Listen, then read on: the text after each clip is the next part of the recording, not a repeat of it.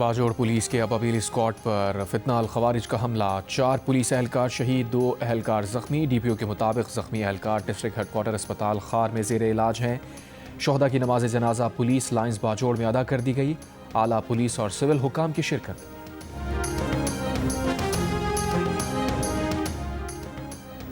وزیر مملکت برائے داخلہ طلعت چودھری نے کہا ہے کہ پاک افغان صورتحال بگڑنے کی وجہ ایک غیر ذمہ دارانہ ہمسایہ ہے۔ افغان طالبان رجیم اب تک گوریلا مائنڈ سیٹ سے باہر نہیں نکلی۔ آئیڈیل حل تو یہی تھا کہ بات چیت سے افغانستان کے ساتھ معاملہ حل ہو، مگر جب تک طالبان رجیم کا مائنڈ سیٹ گوریلا وار والا ہوگا تو ہمارا جواب یہی ہوگا جو ہم نے دیا۔ دہشت گردی کے خلاف جنگ جیتی جائے گی اور یہ سب کچھ ختم ہوگا۔ پروگرام شاہ زیب خانزادہ کے ساتھ نے کہا، طالبان کے امیر خواتین کے معاملے پر تو دن میں 2 فتوے جاری کر دیتے ہیں، مگر پاکستان کے اسکولز، مساجد، امام بارگاہوں اور عام شہریوں پر حملوں پر خاموش رہتے ہیں۔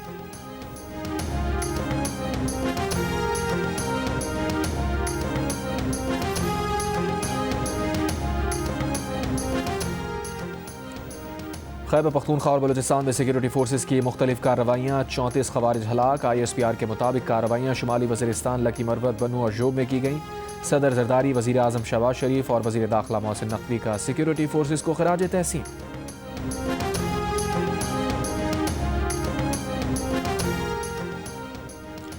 عدالتوں سے حکم آیا تو بانی پی ٹی آئی کو اسپتال منتقل کر دیں گے۔ وزیر اعظم کے مشیر برائے سیاسی امور رانا ثنا کا کہنا ہے کہ خاندان یا پارٹی کا اطمینان علیحدہ چیزیں ہیں، قانون اس کو نہیں جانتا۔ جیو نیوز کے پروگرام کیپٹل ٹاک میں کہا، 5 ڈاکٹرز کے پینل نے 2 بار بانی کا معائنہ کیا، ریکارڈ موجود ہے۔ یہ لوگ مطمئن نہیں ہیں تو انہیں سپریم کورٹ سے رجوع کرنا چاہیے۔ یہ کوشش میں ہے کہ کوئی ایشو بنایا جائے اور اس کو استعمال کریں۔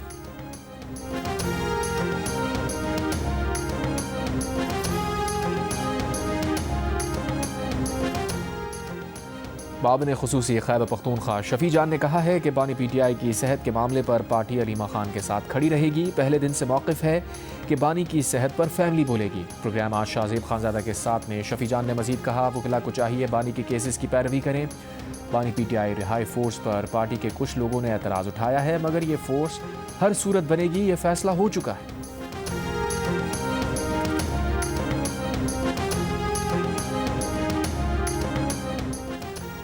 پنجاب حکومت وزراء اور بیوروکریٹس کے لیے 1 ارب 14 کروڑ روپے مالیت کی 108 نئی گاڑیاں خریدے گی۔ ٹرانسپورٹ ونگ نے گاڑیوں کی خریداری کے لیے سفارشات پنجاب حکومت کو پیش کر دی۔ پنجاب کابینہ کے لیے 30 کروڑ روپے کی 28 نئی گاڑیاں خریدنے کی تجویز۔ دستاویز کے مطابق 2 وزراء کے لیے 4 کروڑ روپے مالیت کی 2 بلٹ پروف گاڑیاں شامل ہیں، جن کی خریداری کی اجازت حکومت پہلے دے چکی ہے۔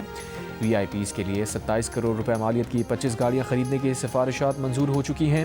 چیف منسٹر انسپیکشن ٹیم کے لیے 53 کروڑ روپے کی گاڑیاں خریدی جائیں گی۔ انسپیکشن ٹیم کی گاڑیوں میں موٹر سائیکلز بھی شامل۔ سفارشات کی منظوری کے بعد خریداری کا عمل شروع ہوگا۔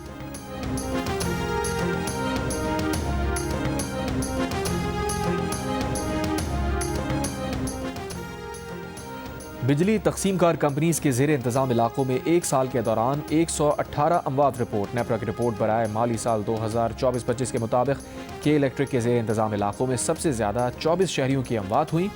آئسکو کے زیر انتظام علاقوں میں 22 شہری جان سے گئے۔ کیسکو کے زیر انتظام علاقوں میں سب سے کم 2 ہلاکتیں ہوئیں۔ کراچی کے علاقے گلشن حدید سومار گوٹ میں بس اور کار میں تصادم کے دوران موٹر سائیکل زد میں آ گئی، بچہ جاں بحق، بچی سمیت 2 افراد زخمی۔ ریسکیو حکام کے مطابق حادثے کا شکار 3 افراد موٹر سائیکل پر سوار تھے۔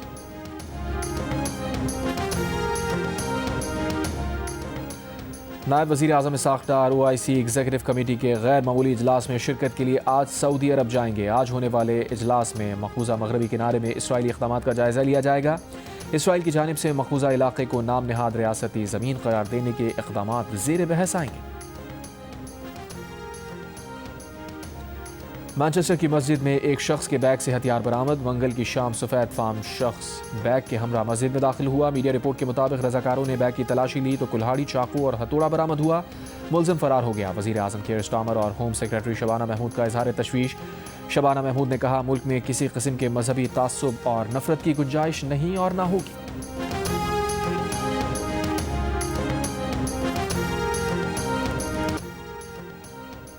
وزیر اعظم سے وزیر اعلیٰ سندھ کی ملاقات۔ شہباز شریف کی صوبے میں جاری ترقیاتی منصوبوں کی جلد تکمیل کے لیے ہر ممکن تعاون کی یقین دہانی۔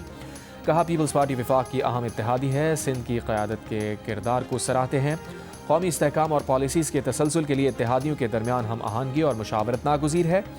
وزیر اعلیٰ سندھ نے سندھ میں جاری ترقیاتی منصوبوں میں پیش رفت پر بریفنگ دی۔ وزیر اعظم کی متعلقہ وزارتوں کو عوامی فلاحی منصوبوں میں تیزی لانے کے لیے سندھ حکومت سے قریبی رابطہ رکھنے کی ہدایت۔ ملاقات میں نائب وزیر اعظم اسحاق ڈار، وفاقی وزیر قانون اعظم نذیر تارڑ، احسن اقبال، رانا ثنا بھی موجود تھے۔ اس سے پہلے پاکستان گورننس فورم سے خطاب میں وزیر اعظم کا کہنا تھا کہ آج پاکستان کی مجموعی اقتصادی صورتحال ماضی کے مقابلے میں حوصلہ افزا ہے۔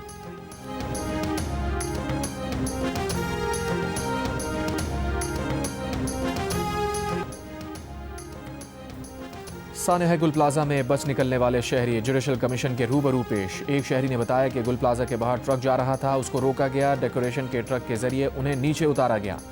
کمیشن نے سوال کیا کیا انتظامیہ کا کوئی شخص موجود تھا؟ شہری نے بتایا وہ اپنی مدد آپ کے تحت اترے۔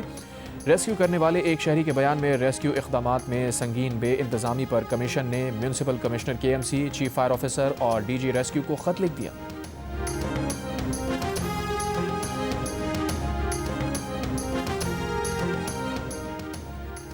بھارتی وزیر اعظم کا دورہ اسرائیل، اسرائیلی اپوزیشن کا مودی کے خطاب کا بائیکاٹ۔ مودی کے پارلیمنٹ میں آنے پر اپوزیشن ارکان نشستوں سے اٹھ کر باہر چلے گئے۔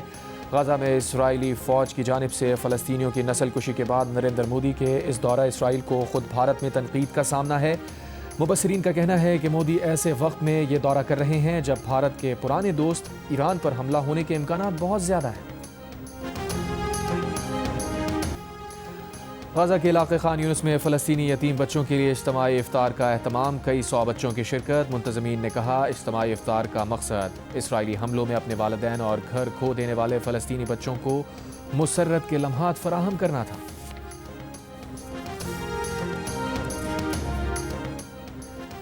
مارچ 2025 میں غزہ کے علاقے تل السلطان میں فلسطینی امدادی کارکنان کے قافلے پر اسرائیلی فوج نے 900 سے زائد گولیاں چلائیں، جس میں 15 امدادی اہلکار جاں بحق ہوئے۔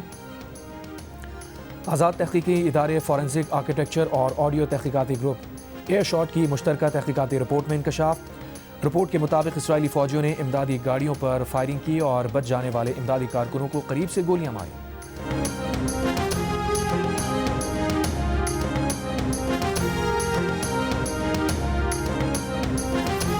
رپورٹ کے مطابق فائرنگ 2 گھنٹے سے زائد جاری رہی، جبکہ کسی قسم کی جوابی فائرنگ کے شواہد نہیں ملے۔ اسرائیلی فوج نے ابتدائی طور پر دعویٰ کیا تھا کہ گاڑیاں غیر مرطوب تھیں اور بعد میں اسے پیشہ ورانہ غلطی قرار دیا، تاہم فورنسک تجزیے سے اسے گھات لگا کر منظم حملہ قرار دیا گیا۔